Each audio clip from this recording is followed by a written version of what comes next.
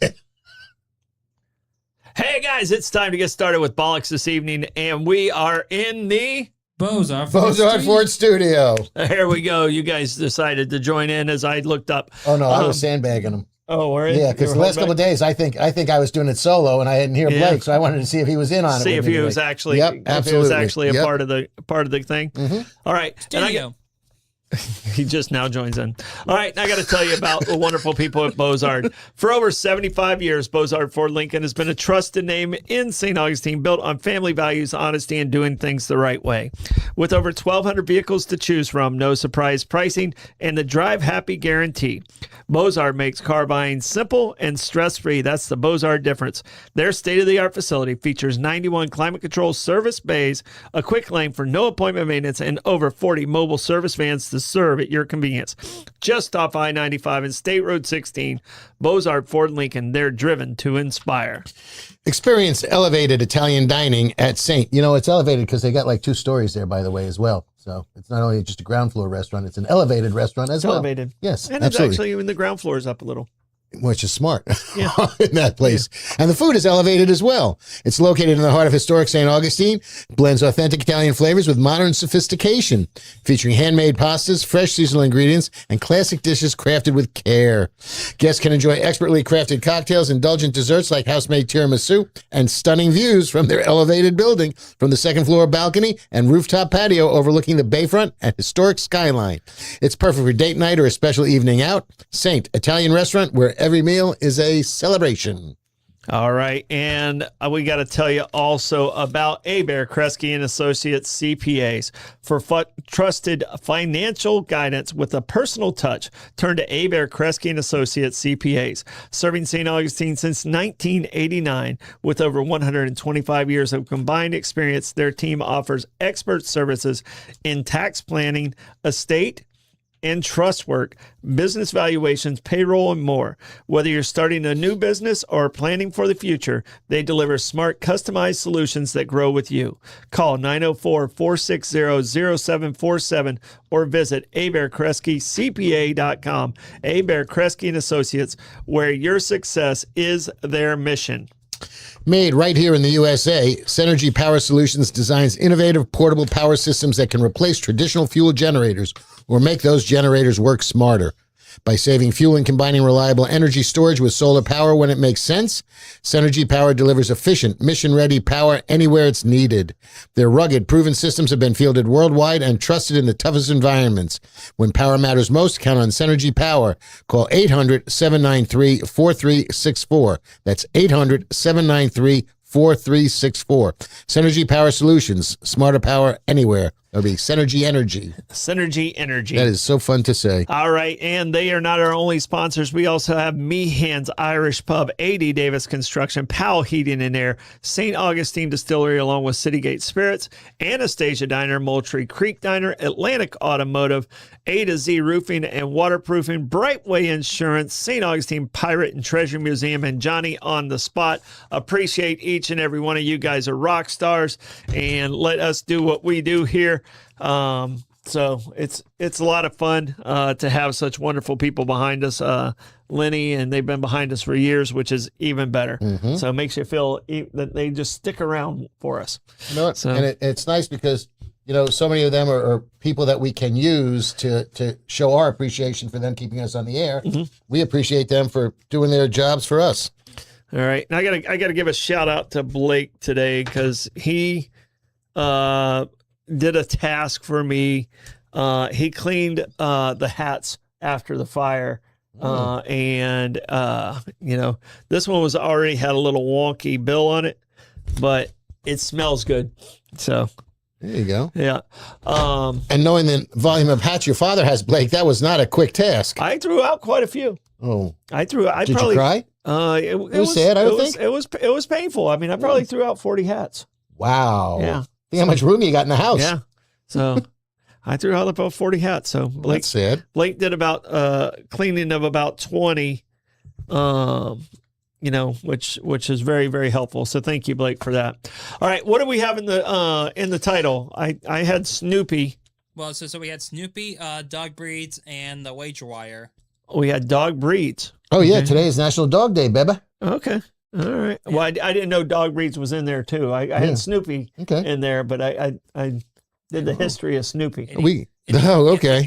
But before we start though, unfortunately, some sad news once again. Seems unfortunately once again another a 8-year-old passed away today. Tim Curry died. Dr. Frank N. Footer. Castles don't have phones, asshole. He was just a sweet transvestite Yeah. from Transylvania. He could time warp his ass off, though. Oh, yeah. Talented man, by the way. Let's Talented do man. the time warp again. All right. Were you ever a Rocky Horror guy? Yeah. Were you? Absolutely. Yeah. Uniondale Mini Cinema. Yeah. Did I bring toast and rice? No. But I did go and see it a couple of times. Yeah. I like that I movie. brought It's fun. toast, rice, squirt guns, newspaper, popcorn. I can't remember what else we think brought. so, So, yeah. But and I don't know if they've decided, but I think they're going to do that at the Sphere at some point. oh wow, I think so. Yeah. That'd be fun. Yeah. That'd be fun. That needs to replace Wizard of Oz. Wizard of Oz? Yeah, okay. That'd be fun. Yeah, it's a great movie. And you see a very, very young Susan Sarandon and Barry Bostwick. You know, Brad. Right. Yeah. So, isn't Meatloaf in there? Yes. Yeah. Eddie a day. Yeah. Absolutely. All right. And the Munchkin isn't with me today. She had soccer practice, so her and her mom are down at Gamble Rogers for soccer practice. Maeve, good luck with your very first soccer practice this season. You're a rock star, and you always do well. Yeah, so indeed. And plus that, so it's speaking about Tim Curry real quick. So when you originally saw the movie Clue, which you loved the game, but didn't love the movie, which ending did you get originally when you first saw it? I don't even remember. Yeah. I didn't like that movie so much. I tried to block it out. Understandable. It was. I mean, Blake went back and watched the remake of it. Did you ever see the original one? I did. I actually went up to the AMC. They had like a special screening of it, and I think I saw the one where Miss Scarlet was the one that did it. Ooh. Okay. That would be the Lady in Red. Yeah, and watch out, J.D. Dillinger. What was her weapon? I believe her weapon was invented initial strangling, and then Miss Scarlet shot the singing telegram. Miss Scarlet plans to sell the guest state secrets to the highest bidder. That was the. What room was she in though? Oh, the conservatory. It was always the conservatory. That's what it felt like. Because nobody knows what a conservatory is. Yeah. But at conservatory, you could sneak from one room to the other room. A lot of doors. Yeah. So no, yeah, I mean, like you could go diagonal, like across the board. There was a secret passage you could go whoop and go out. So that's what I remember about the conservatory. Ballroom had a lot of doors for sure. So all right, what do we want to do? Dog breeds, Snoopy, or what was the third one? Wager Wire. Wager Wire. And we also Wager Wire holds at the end. Okay, right, and we also have Today in Sports History, which Today was in Sports History, sort of a weekday, but still fun stuff. Okay. So, especially for Brett Saberhagen, it wasn't a bad day. Yeah. So, Royals sound like they won today on that day. Blake, where do you want to go? Snoopy's dog breeds. Let's go Snoopy first. Snoopy. All right. Snoopy was introduced October 4th, I'm going to give you guys 5 years either way. 19. Blake, you want to go first? I'm going to say 1954. Okay. You say 54? Yeah. I'll do 1958. Okay.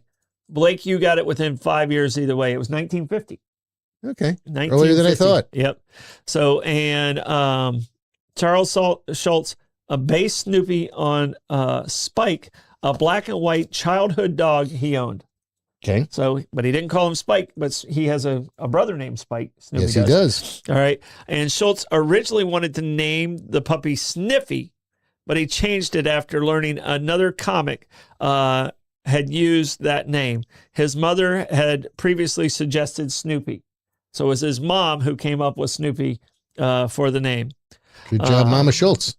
Snoopy started as a silent dog, walking on all fours, but his inner monologue was first revealed via Thought Balloon in 1952. So Snoopy didn't really talk for 2 years, and he didn't have a thought reveal for 2 years. Well, he was a little weenie puppy. He had to grow into it. Yeah, there you go. He began walking and standing on his hind legs regularly in 1956. Okay. All right. Took him 6 years to learn. Slow learner. Got a lot of alter egos as well. Yeah. All right.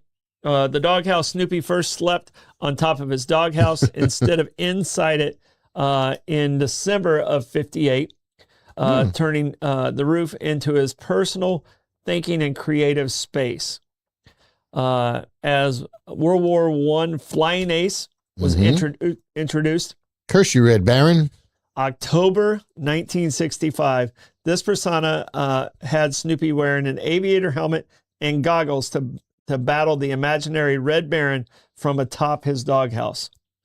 So, and then came along the one we all love, Joe Cool. Cool. Joe Cool was adopted later as a sunglasses-wearing, laid-back college student persona. So he came along a little bit later. Did you know Snoopy became the official mascot of NASA? Yeah, I think I did know that, as a matter of fact. He was a special safety and missions mascot during the Apollo space program. So I like how he would just hang out after getting creamed by the Red Baron. He'd end up in some cafe in France, quaffing root beer with Mademoiselle. So his final appearance in the comic strip ran all the way up into, what year did we say he started? 1950. 1950. And his last appearance was on February 13th, 2000. So Well, when did the strip stop? that was following the retirement and passing of Schultz. Right, but was Snoopy in the last he strip? He was there to the end. So he was there to the end. But Snoopy is the only fictional dog that has AKC status. Really? So, and just for the record, the Labradoodle does not. We'll get to that. he doesn't have the AKC. Right. No. Yeah. So, but Snoopy, well, I guess I was going to say underdog as well, but Snoopy's also got a balloon, or had for years, in the Macy's Thanksgiving Day Parade. yes, has for years and years. I think he still does. Probably. He was one of the ones that I really loved as a kid. Yep. So, did you watch Charlie Brown Christmas and the Great Pumpkin? Sure. When you were a kid? Sure. So what do you mean when I was a kid? I still do. There you go. Exactly. So, Linus and the Story of Christmas, and it's just endearing and heartwarming. so he made his first appearance in the Thanksgiving Day Parade in '68. Okay. So I was like, that's in this article somewhere. So I just found it. So, of all the Peanuts characters, which one do you think you're the most like? And which one do you think your co-hosts are the most like? Got to tread carefully here. Mm-hmm. I've got a lot of, if Charlie Brown had a little bit more success in life, I could be Charlie Brown, because every now and again, the shooting myself in the foot happens all too frequently to me. I am often my own worst enemy on a lot of things. But can't play the piano, so Schroeder's out. I'm neater than I used to be, so Pigpen's out. I am secure, so I don't need a blanket. Sorry, Linus. Yeah. I'll go with Charlie Brown. I have you as a Schroeder, even though you don't play the piano. Okay. So I have you kind of a cool fit in with everybody. I have you as a Schroeder. So what do you have Blake as? Blake, I think he could be Linus. I think he's a Linus. Yeah. So Yeah. Blake, what do you have yourself as? Sometimes with my stuttering, I kind of sound like the adult, the girl's like, Oh, the teacher. Yeah. Oh yeah. Yeah. So that's the way you hear. That's the way you hear yourself. Right. Yeah. There you go. What's her name? Miss Oathmar, Oathmar. which is mother. Yeah. Yeah. So, And you? um, I don't know. I think you could be Snoopy, buddy. yeah. There you go. Maybe Lucy. a little Joe bit. Cool, right? Or Yeah, Lucy. yeah. Hey. I think I'm a cross between Snoopy and Peppermint Patty. I was gonna say Peppermint Patty, and then who is Peppermint Patty's pal? Marcy. Marcy, yeah. It could be a little Marcy going on there too. Marcy. Yeah. She's got her poop in a pile, and she's constantly going, "You got to be kidding me," you know. Good. Her eyes roll an awful lot. Yeah. Peppermint Patty's a pretty cool character. Do you have a friend? Do you have a friend who is a Charlie Brown? Woe is me, want? Not so much. Yeah. I have a Charlie Brown. Blake's Uncle Chuck's a Charlie Brown. So. Yeah. It's a fun thing. There was a Broadway show, which I saw 1,000 years ago, called You're a Good Man, Charlie Brown. It was fabulous. And actually, Gary Berghoff was in that. I think he played Linus. I don't think he played Charlie Brown. It was a musical. It was great. You're a good man, Charlie Brown. Yeah. So, didn't the song with Snoopy and the Red Baron break into the top 10? I think so. I know that song. Yeah. So, Dirty Red Baron. Yeah. Yeah. Blake, can you check and see how high that got on Billboard's charts? It was Dirty Red Baron. And it was probably mid 60s. Yeah. So, and I also have a set still to this day of, you remember little square books? Books that were square. Yeah. I have a series of those that were, Charlie Brown books. So. Yeah. You're very popular. I don't know anybody in Leesburg, Florida. The dance. It was number 2 in 1966 and in 1967. Nice. So it made it to number 2. There you go. What was number 1 that day? Or that Does year? it say? What was number? Let's see. As of week, let me pull up real quick. I'm gonna go Beach Boys or Monkeys. They say 66, 68. Could have been the Monkeys. Could have been Herman's Hermits. It could have been the Beatles. Yeah. Billboard Top 100. Let's see. Who was on the Billboard of week of December 31st, 1960? And it's a paid subscriber thing. Sorry, Blake. Okay. It was I'm a Believer by The Monkeys? By the Monkeys. Mm-hmm. By the Monkeys. Nice call. All right. Nice call. I called it. So. Not Henry VIII, I am. No. So, all right. But we have dog breeds that we're floating into here. Mm-hmm. Snoopy is obviously, everybody knows, a beagle, but I've never seen a beagle look like that. I've never seen a solid white beagle with just black ears. Doesn't Snoopy have a black spot? Yeah, he's got a black spot, but I mean, there's always a little bit of brown on the on beagles too. So, well, here on National Dog Day, National Dog Day, and by the way, these statistics were updated just this month in 2026. Okay, yeah, so they're pretty recent. 56 million U.S. households are home to at least one dog, and the most popular dog, believe it or not, is the gentleman. Would you like to guess? The retriever, golden retriever. No. Labrador, golden Labrador. No. Oh, wait. I know this one. French Bulldog. No. That's 2. It's number 2. Yeah. And it's not the. Oh no, there's some serious movement on this list. It's not the golden retriever. It's Nope. not Labrador. Labrador retriever. We have this state by state too, so okay, we can get you. You have it state by state. Okay, that's fun. Yeah. Is it a working dog? No. Is it a sporting dog? No. Is it just a dog? Yes. Is it a dog that would ever win Westminster? Possibly. I don't know if it has. All right. I'll give you a clue. Mm-hmm. Here, lizard. Here, lizard. That doesn't help me. Oh, really? Oh, man. It doesn't help me. That was Gizmo. Oh, Chihuahua. There you go. Thank you, Blake. That was the Taco Bell commercial. And they were giving away little. The Chihuahua's number 1. Yeah, baby. I'm embarrassed for us as Americans. Yep. The most neurotic. Actually, no. Second most neurotic dog breed. Number 1's Rat Terrier. Sorry. It moved up from number 2, and the former number 1, which was the Labrador, dropped to 3. Okay. French Bulldog is number 2. Okay. And that went from 6 to 2. So that's the French Bulldog. Yorkie is number 4. Mm-hmm. So it's Chihuahua, French Bulldog, Labrador Retriever, Yorkie. You're not going to believe number 5. Labradoodle. No, that's not an official breed. No, but it is on the list. The Golden Doodle's on the list, Golden actually. Doodle. Yeah, Okay. which is also. Yeah. The Shih Tzu Okay. is number 5. Go figure. Actually, they have pretty good attitudes compared to some of these other dogs. Well, there's a rationale why the Chihuahua is number 1, and I'll get to that in a minute. Golden Retriever is 6. The one's formidable. I'm assuming, can I make the rationale is it's a therapy dog for people? No, And it's easy I mean to you carry- can, but it's that's easy not. to carry with you. Yeah, no, but that's not my thought process. on Okay. it. Oh, so this is your theory. Yeah. Okay. Yeah. Okay. And I thought it's it was, also I didn't brought know out if it here. was documented. Okay. Well, yeah, I'll tell you, and I agree with him. 7 is the once formidable German Shepherd, dropped out of the top 5 for the first time since 24.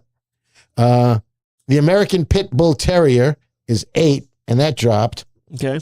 Golden Doodle is number 9. Not a breed recognized by the American Kennel Club, but treated as one for their purposes here. Yeah, they're dumb. Went from 7 to 9. And the Dachshund is number 10. I think they're pretty cool dogs. Dachshund? I do. Dachshund, yeah, I absolutely. think Dachshunds are pretty cool dogs. There was our neighbor had a. I've never owned one, Yeah. but I've had family members that had them, and They're smart they're dogs. smart. They had good attitudes. They were kind of fierce.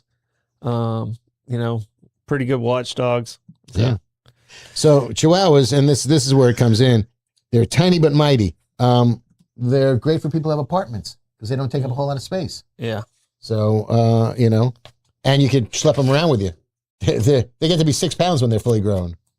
But the French Bulldog, and I learned a new word looking at this up a couple of days ago.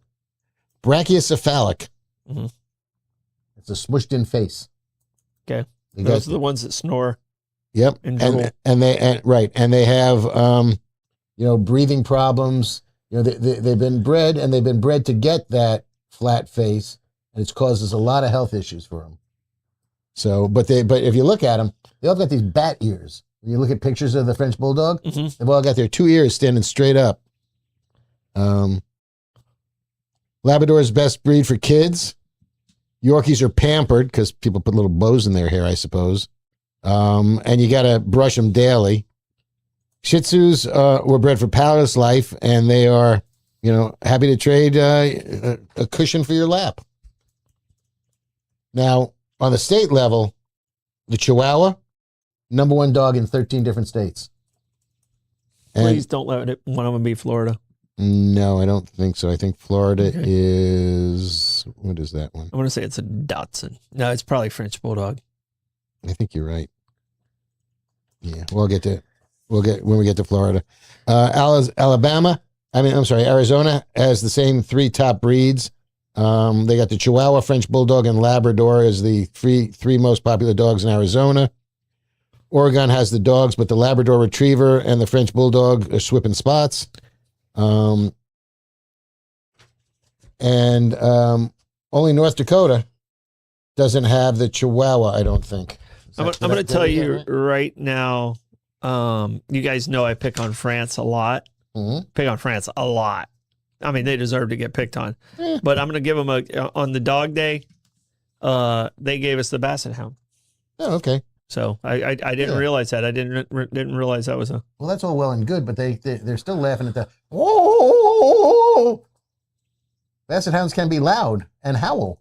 Yeah, Yeah. they're talking. G. Thurston howl Yeah, The third. they're talking. loudly. All right, so pick a state, any state, boys. We can do it alphabetically, but there's 50 of them, so we can. Let's we can cherry pick. start with ours. Let's go with Florida. I like I thought I Florida. was going to go with Rhode Island when you said start with ours. No, ours. Thank you very much. Ours. Gotcha. So let's go with Florida. I like Florida, Texas, and California. Okay.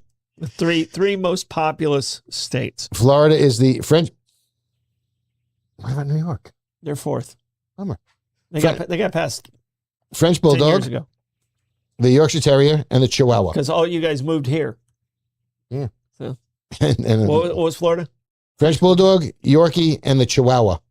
Chihuahua still sneaking in. California is the French Bulldog, the Chihuahua, and the Golden Retriever. Okay. And what do you want to know? Texas? Texas. Yeah, Texas I think makes a little bit more sense. Where's the Okay. T's?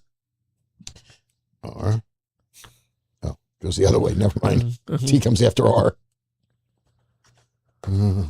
They let me drive a car. I was hoping Texas, a little more open range. Right. Chihuahua's not on their list at all. I mean, I'm rooting for them not to be on the list. So. Well, so much for your rooting. Are they? As a matter of fact, it is close to Mexico. Texas should be embarrassed by themselves. It's number one. It is. Embarrassing. But they also have the French Bulldog and the Shih Tzu. And the Texicans don't have a hound of some nature. They must have did this in Austin.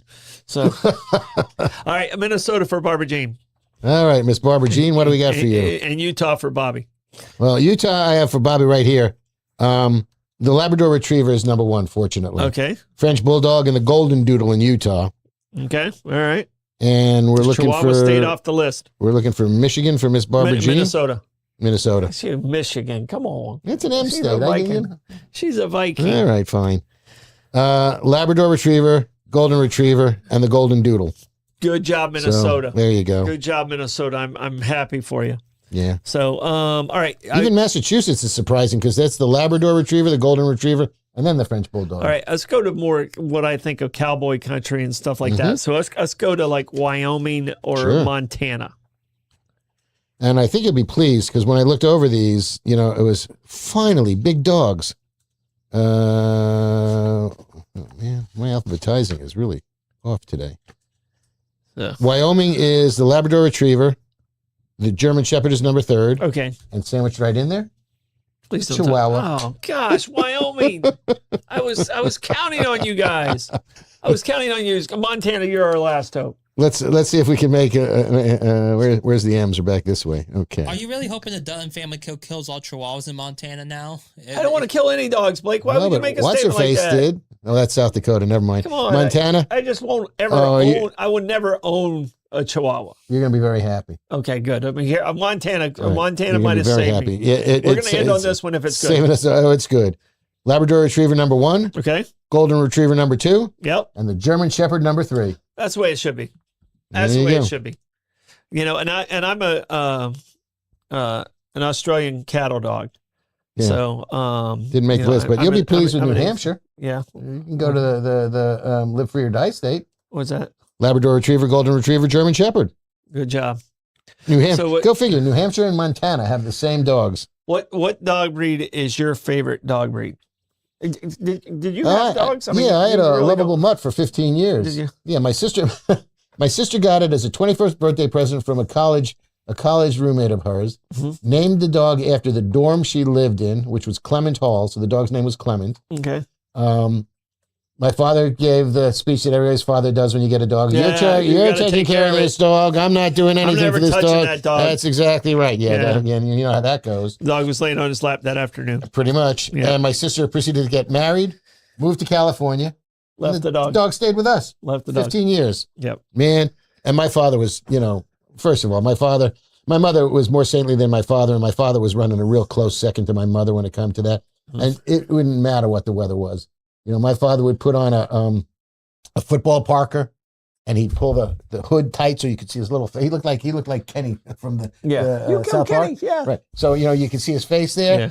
Yeah. He looked like the kid that fell over in a Christmas Story and couldn't get up. Yep. Okay. And he would take the dog for a walk. It was great. It was also when he was smoking. It also gave him an excuse to go for a walk and smoke a cigarette. Of course, my father also smoked in the house. I mean, I grew up with secondhand smoke.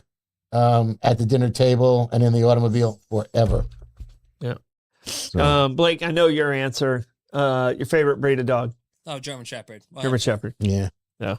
His dog, Athena, was probably the kindest, most empathetic dog I've ever seen. Mm-hmm.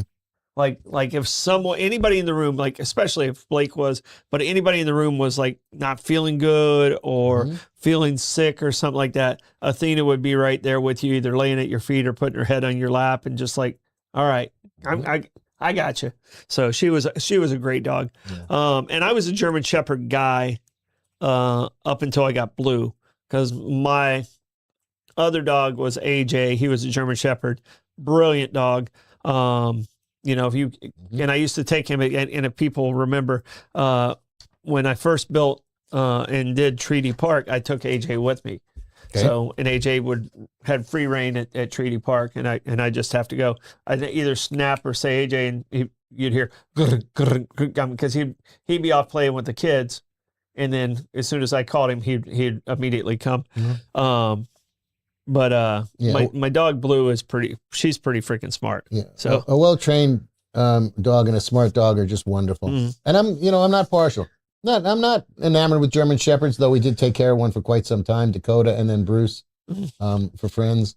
And that was great. Dakota was a great dog. Yeah. Bruce used to like to gnaw on my wrist. And he was a big shepherd. Oh my goodness. Yeah. And Karen Sanders is asked if, Athena was the dog that barked so loud when they walked by. Yeah, that would have been Athena. Her bark was.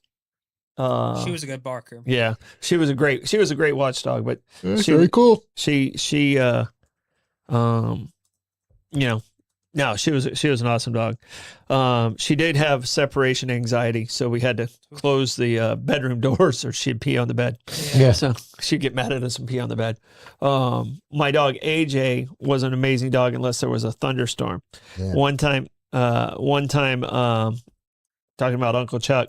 Uncle Chuck comes home. He couldn't find AJ, and AJ had pulled the bottom row out of he had opened the refrigerator, pulled the bottom row out of the refrigerator, and was laying inside the refrigerator. Door was open, it wasn't closed, but he was laying inside the refrigerator because he wanted to be in this closed spot. But then he figured out in thunderstorms, he would go in Uncle Chuck's bathroom, get into the bathtub, and then pull the shower curtain over top of him. Wow. A lot of work. Yeah. So he did not like thunderstorms. I gather that. Absolutely. So he did not like thunderstorms. So he was being trained to be a police dog, but when they shot the gun, he wasn't a fan. He failed out of police school as a canine, and that's how I got him, because he was a dropout. So we matched up well. So, yep. All right. Anything else about dog breeds? No, I mean, Chihuahuas are all the rage. It's a toy, literally and figuratively as well. Nah, I would like a dog, dear. Just saying. Except, now we travel a little bit, so it's tough. Right. There are kennels and neighbors and dog sitters, but not going to happen. All right. I was trying to come up with Westminster's best of show. Who's won the most? What breed has won the most? And the latest winner was a Doberman Pinscher named Penny. Right, a little one. Beautiful dog. Best of show in 2025 was the giant Schnauzer. Right on that dog. The miniature poodle was 24. These are cool dogs. I like these dogs. The Griffin Vendée, the Basset Griffin. Look at him. I can't say it. Griffin Boucher? Boucher. Yeah. So they are cool. Bloodhound won in 22. That's a slobbery dog, man. Oh gosh, the Pekingese. That's Never. Puffball. Poodle, standard poodle. Now, see, I like standard poodles. But I don't like the Labradoodles. Don't like that dog. Bichon Frise. Yeah. All right. There's a shepherd. Yeah, it's a different breed every time. The Beagle. So, Fox Terrier. I wonder if they try and not repeat. So, Awesome. Oh, there's another Pekingese. Look at him. The Scottish Deerhound. So, in 2011, Scottish Deerhound. I wonder if he's the biggest one that's ever won. That, maybe an Afghan hound? Yeah. So, Scottish Terrier. I always loved Scottish Terriers because of Lady and the Tramp. Or Monopoly. Yeah. So, yeah. Well, I didn't mind. There's another Beagle. So, I'm just wondering which. Yeah, see if you can find out which breed has won the most Westminsters, Blake. I tried to do a quick search, but you're much better at it than me.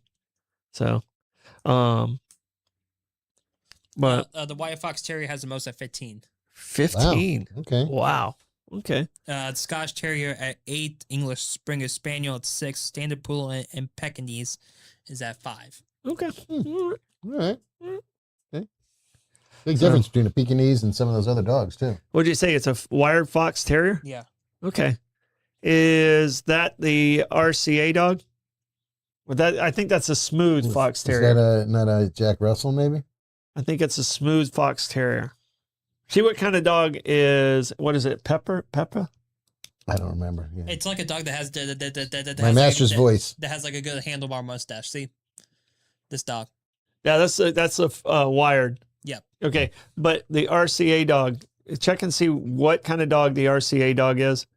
And it's a dog that heard its master's voice. It was a mixed breed terrier, commonly a smooth fox terrier, Jack Russell terrier. Smooth fox terrier. Okay. And a little bit of Jack Russell in there. Okay. Yeah. The most neurotic dog we ever had. Oh, yeah. Jack Russell Terrier? No, we had a They're a little yippy and nippy.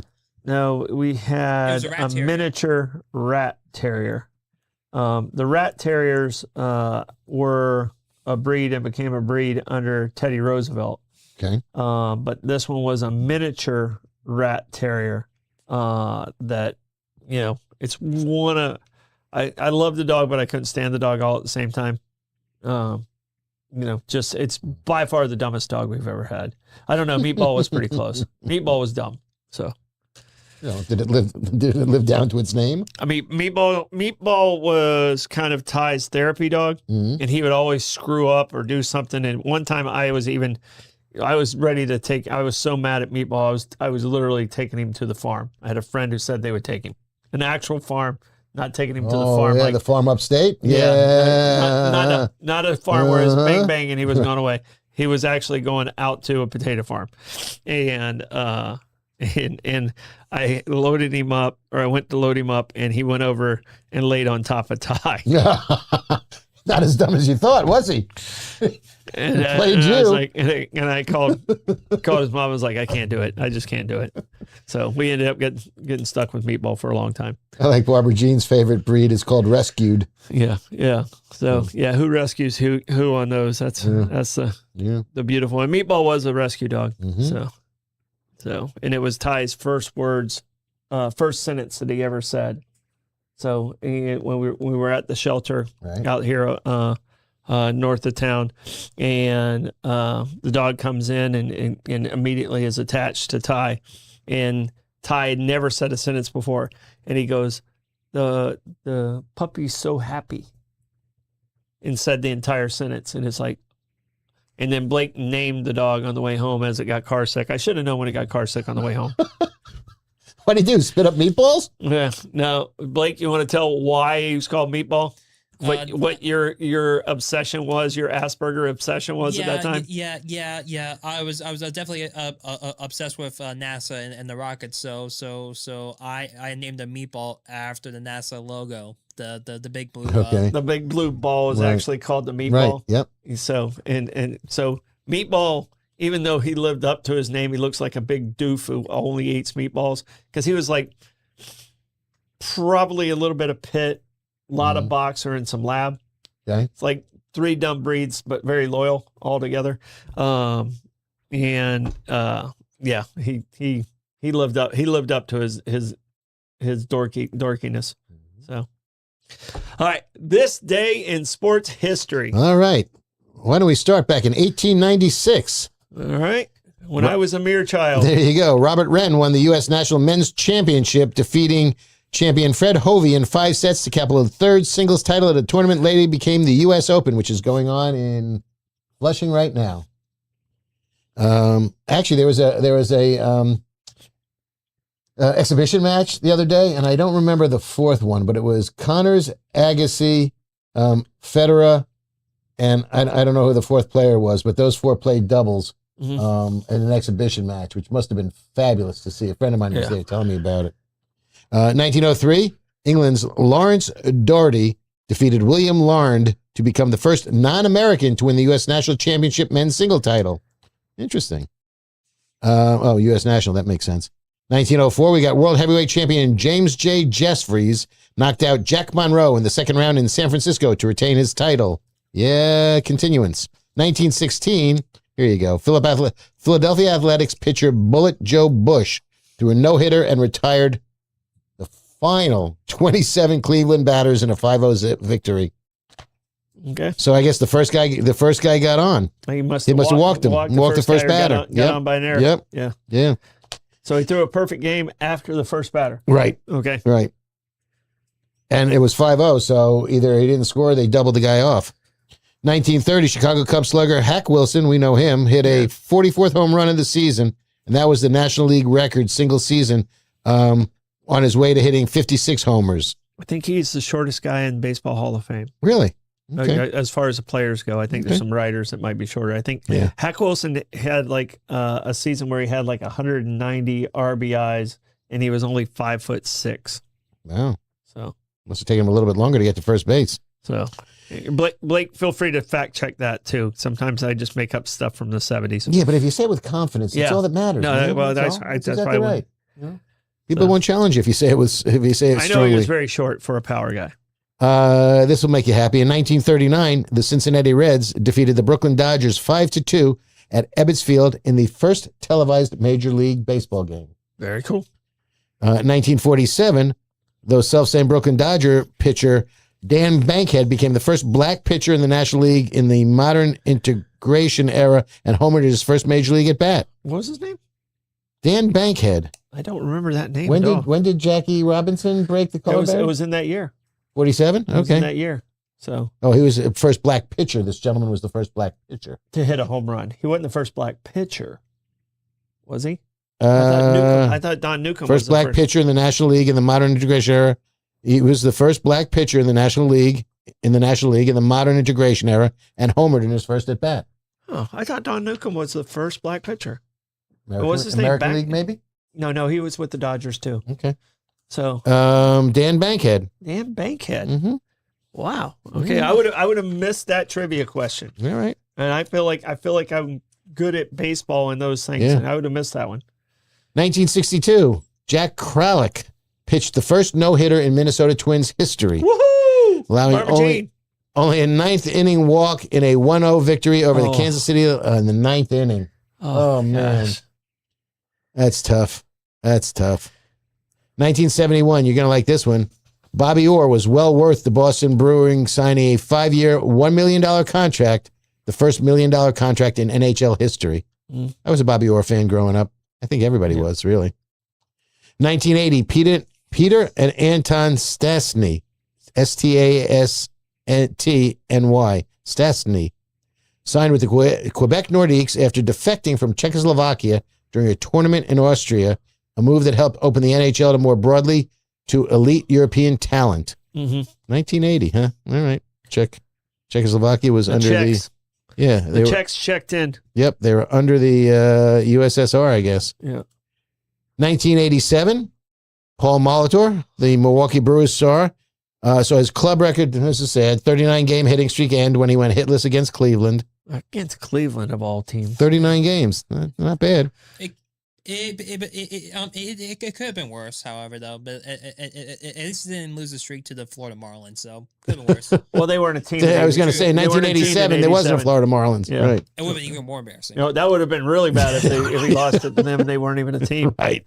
1991, Kansas City's Brett Saberhagen pinched the only no-hitter of his career. He defeated the Chicago White Sox 7-0. That's kind of a little after his peak. Mm-hmm. Like the mid-'80s was his peak. Yeah. So, okay. Trying to remember when he had that whole bleach incident with the Mets. Yeah.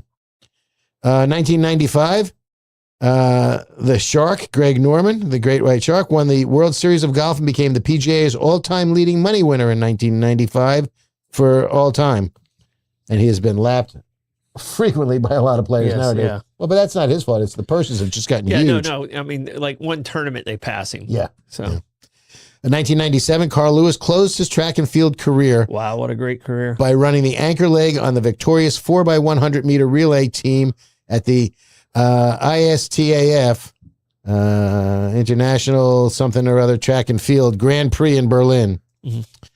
So that was a way to go out on top. 1999, American Michael Johnson won the 400 meters at the World Championship in Seville, Spain, and shattered the 11-year-old world record with a time of 43.18 seconds.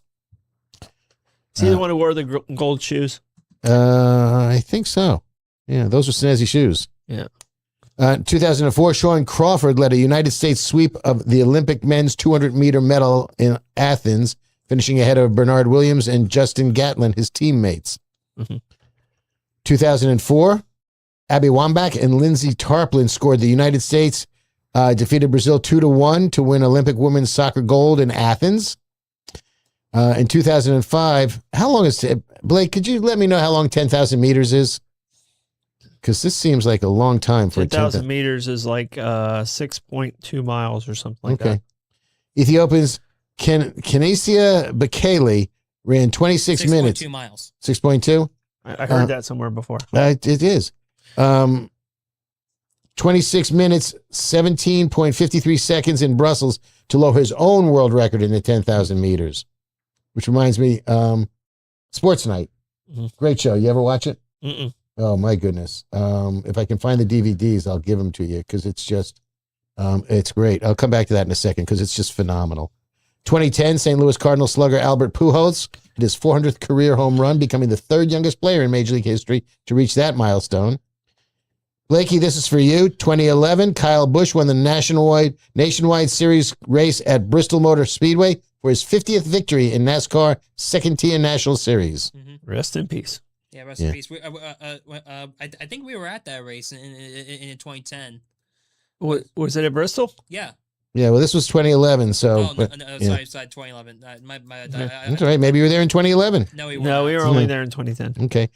And in 2025, San Francisco's Justin Verlander recorded his 3,516th career strikeout to pass Hall of Famer Walter Johnson for ninth place on the Major League Baseball career list. Okay. So, all right. Sports Night. Don Newcomb didn't come in until 49. Okay. I think the name Don in the Dodgers, they were both on the Dodgers. Yeah. That threw me off because I was like, and Don Newcomb had a pretty amazing career. Yeah. Yeah. Well, this guy was Dan, but it's close enough. I thought it was Don Bankhead. Dan Bankhead. Yeah. Okay, because here I have it as Don Bankhead. Well, so it's so funny because it's the same list. Yeah. Go figure. Sports Night. And I'm trying to remember if that's Adam Sorkin. Blake, could you just see who wrote Sports Night? Got it. Because it might have been Adam Sorkin. But it was Peter Krause, Josh Charles. I can visualize her from Desperate Housewives. It was created by Aaron Sorkin. Yep. Brilliant. And it was Dan Bankhead. The one I had was wrong. Okay. Who is William H. Macy's wife? Is she did Jail Time. She was on Desperate Housewives. I can see her. She's still, I mean, it'll come to me. But it was a show and the redhead. Maybe. Terry Carr. No, it wasn't Terry Hatcher. Yeah. No, it was the other one. It was Lynette. Lynette. She played Lynette. Okay. I think that was the blonde. Yeah. Okay. And it also had not the one that was with the basketball player, the French basketball player. No, that's Eva Longoria. Yeah. Okay. Yeah, it was. Man, I'll get there. And it had Robert Goulet Benson. Okay. And it was Joshua Molina in one of his first roles.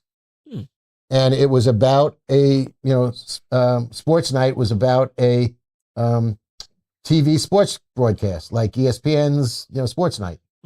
And it was great. And the first episode had me bawling.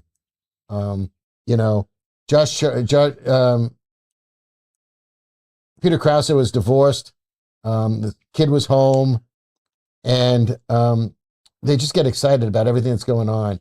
And he calls his wife to wake the boy up to watch what's happening, to see it live. Because there was a black South African who, and what made me think of it, his name was Bekele, who had both his legs broken, recovered, and he came back to competitive track. I'm going to start crying just thinking about it.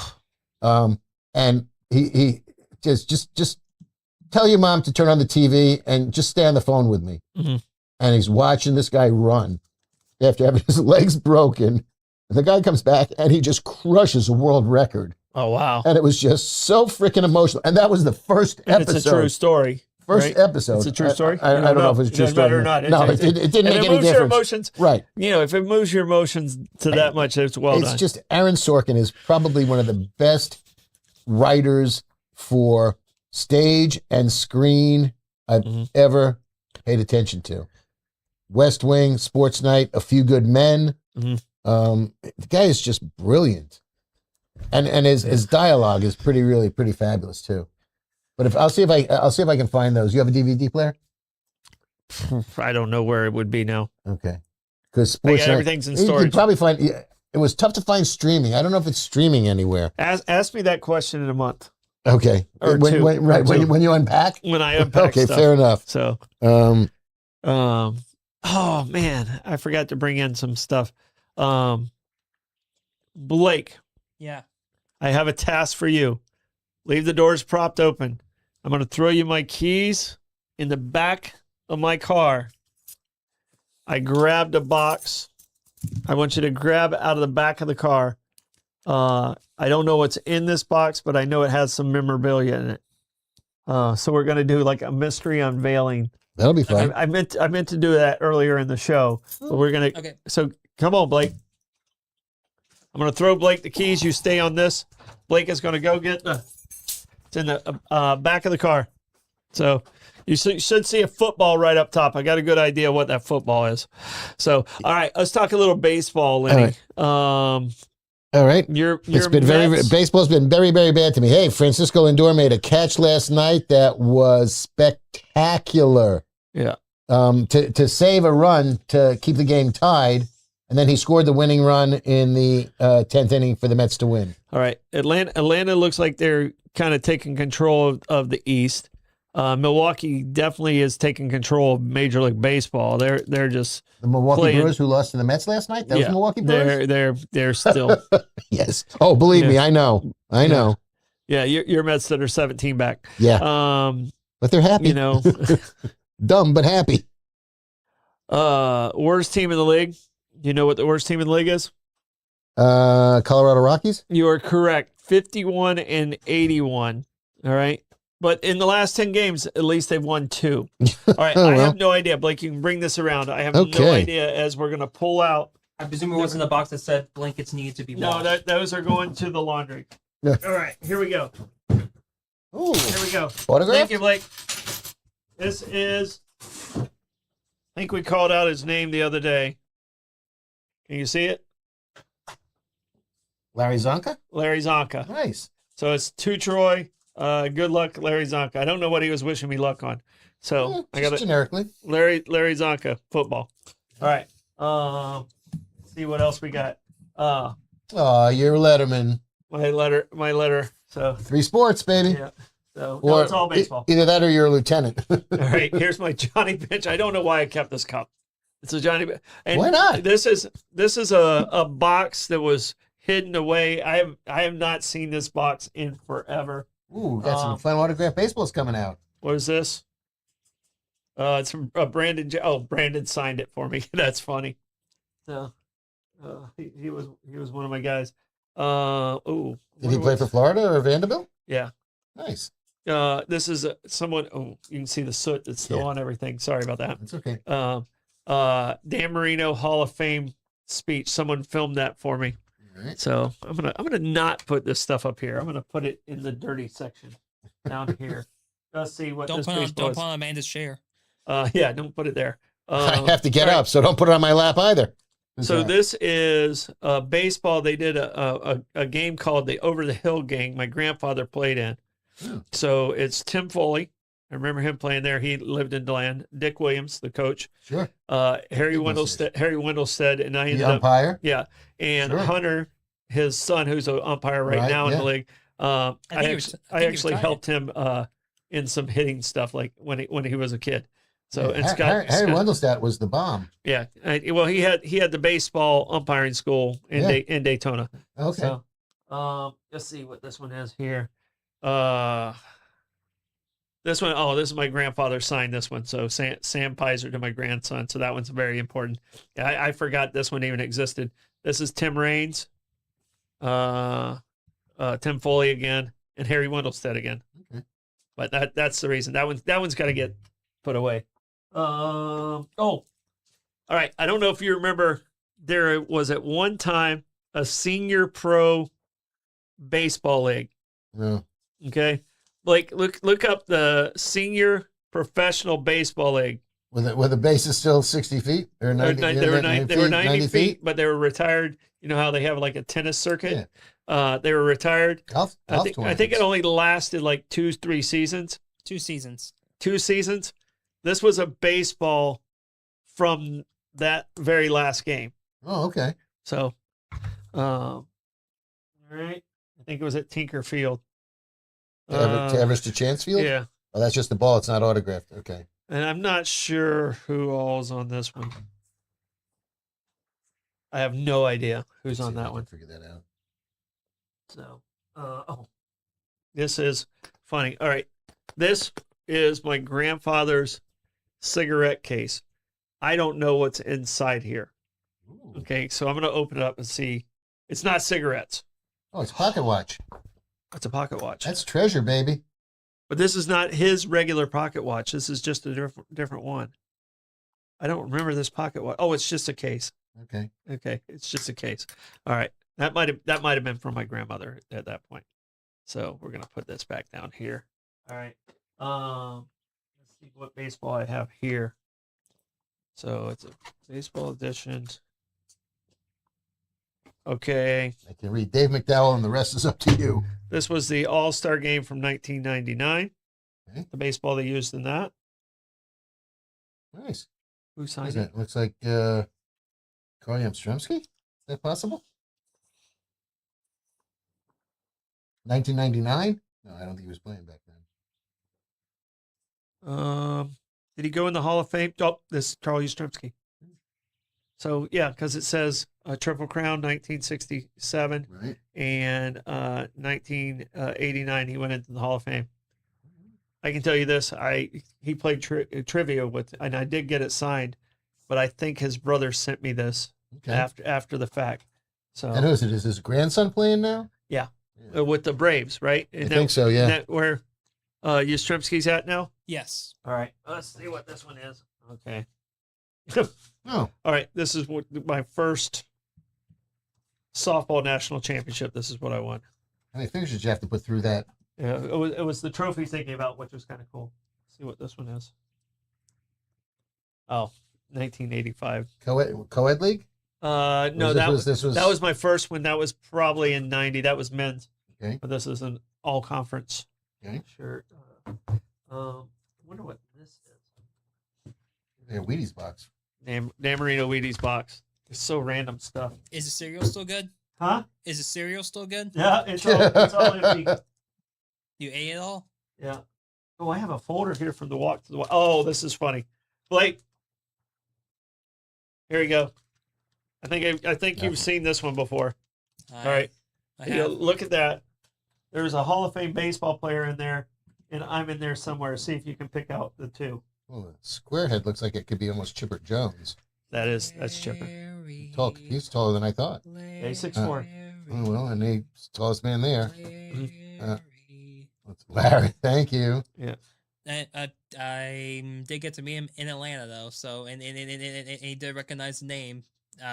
But however, the journalist in me forgot to ask him, "Well, you're a great coach though," so I never got the answer out of him. He would have lied because you're my kid. All right. This was from my walk to DC, and I stopped at an autistic school when they sent me these pictures and stuff. Nice. So that was pretty cool. Who's the Hall of Famer here? Chipper. Oh, Chipper okay. Jones. Chipper's a Hall of Famer. Larry's a Hall of Famer. Just by playing the Mets. Yeah, well, that's it. Can't remember he's retired Okay. that long. Oh, Okay. these are by state quarters. So, Blake, I think one of these is yours and one of those is your brother's. And let's see what this is. Oh, this is cool. Here, my hands are dirty. Someone gave me this. This came off of the White House, off of Air Force One. Oh, So a friend of a friend worked on Air Force One and gave me some memorabilia off of that. No M&Ms? No, they have mints at the time. Okay. So, Lifesavers with the Air Force One signal. all right. I got Johnny Bench and Pete. Ooh, in the same one. Nice. Yeah. So no, I literally I found the box, and you can see the soot on my hands, guys. I found the box, and I was like, okay, I haven't been in this box. I bet in 10 years since it's probably the walk to the White House thing. Trying to figure out who the president was at this time. What was the year? Well, I'm confused because you got something from 1987, but you also have to reach the Miami White House switchboard. Call no area code 789-9965. Beep. Sorry? You can't call out the whole number. Like, who we calling? He beeped out the number. Oh, okay, so fine. Because you can't call out the entire number. Well, it's 555, right? Jeez, Blake's ready. he's good on that. But I'm trying to remember because didn't Nixon have a White House with? Didn't Bibi Rebozo set him up in Miami? I don't remember. Yeah. So and Pewter Mug, 1975. Yeah. So it's a fun box. Yeah. And literally, if the fire doesn't happen, I probably wouldn't open this, and I would not have found this autograph from my grandfather. Which is very cool. All Which this stuff is very cool. is really, really cool. It's all treasure. So, and this is from my grandmother, so that's really cool. Be careful trying these lifesavers, however. Yeah, I don't think you want to try those lifesavers. All right. I'm just wondering if this was from, a collection of stuff that this friend of yours had, or I'm going to ask you to grab that book and put it back in here yes, sir. because of And all I know the right where soot. you are, Yeah, because I got everything all over my hands. right there. That's me. Yes, Good sir. job. Yes, sir. I don't look the same, but I guess I do look the same. A little bit. So, well, fun show. Thank you, Blake, for running out and getting that. I'm sorry I didn't have it at the very beginning, but this was the surprise box, and I forgot that this existed. That's the last from the very last senior pro baseball game. Right. And Blake, can you see? We'll look at it later because it's Blake, can you time see? for us to go. I'll let you close that up because I don't want to crush it because doesn't need it's to close. All right. okay. Fine. Do we need to get out of here? Do we need to wave and smile real quick? We're gonna wave and smile. Thank you guys with my dirty hand. Yeah. Wash your hands. Yeah. Bye.